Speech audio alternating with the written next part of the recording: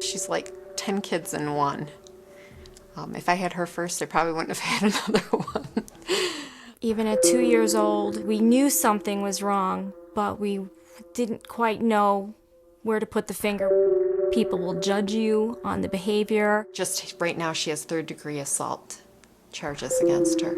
We've been living like this for so many years that this is what normal has become. Each day I'm like, how much more can I take? How much more can I take?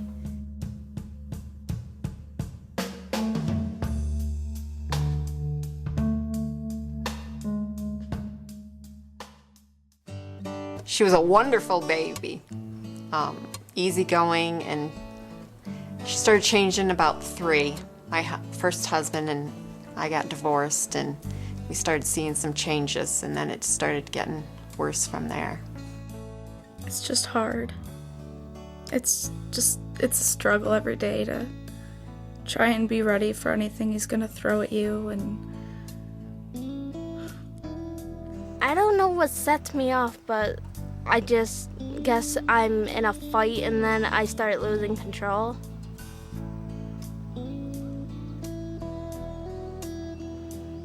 And then I just do really bad stuff. I try to kill myself, but my mom caught me and they sent me to the hospital, but they only kept me 3 days. So I went again because I tried to kill myself again. Beyond Nuclear, Bipolar Children and Their Families is an educational documentary which examines a mental illness that is often misdiagnosed and hard to treat in children.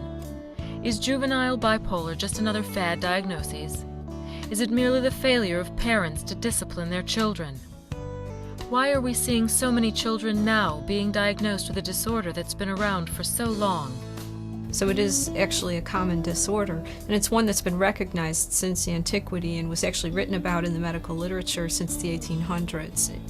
And child cases were described. I don't think that society is still willing to accept it, especially in children. I think people must think it's a cop-out. Beyond Nuclear tells the personal stories of children and their families who struggle with explosive behavior, problems at school, costly drug treatments, hospitalizations, the very real possibility of suicide as they search for a normal life. I love her a lot, and I do tell people I love Kayla to death, but sometimes I just don't like her. When you live with it, you can't deny it. Regardless of what kind of label you want to put on it, it is not normal behavior. You can tell the lack of control. You're seeing it, and you look in the eyes, and my little kid's not in there right now, you know? My husband and I are no longer together. It's been hard. A lot of years we've been putting up with this, and towards the end when I couldn't deal with it, I think I put a lot of pressure on him. I'd be like, you deal with it, you deal with it. Well, and he had patience, which he ended up losing his patience too, and because of it, we are no longer together right now. To find answers, we interview some of the country's top researchers and medical experts. Dr. Ross Green of Massachusetts General Hospital and author of The Explosive Child is one of the nation's leading experts helping parents deal with their easily frustrated and highly volatile children. My experience is the more you tell a kid who's not very good at doing what he's told to do what he's told, the more explosions you have in your future. The main theme of everything I do these days is children do well if they can, which means this child is not waiting for us to give him more incentives to do well. He's waiting for us to figure out what's the matter and fix it. And what my stuff focuses on is the thinking skills that we find to be lacking in kids who have difficulties being flexible and handling frustration.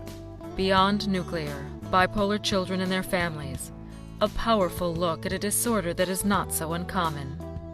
The good times are when I can look in his eyes and I see the real child that's within, who cuddles up to you and tells you that he loves you and snuggles up and is looking for some set of normalcy, some kind of security that he is still loved regardless of the behaviors, and needs just some kind of reassurance that you love him and are not going to give up on him and not give him away and not desert him and keep fighting for him.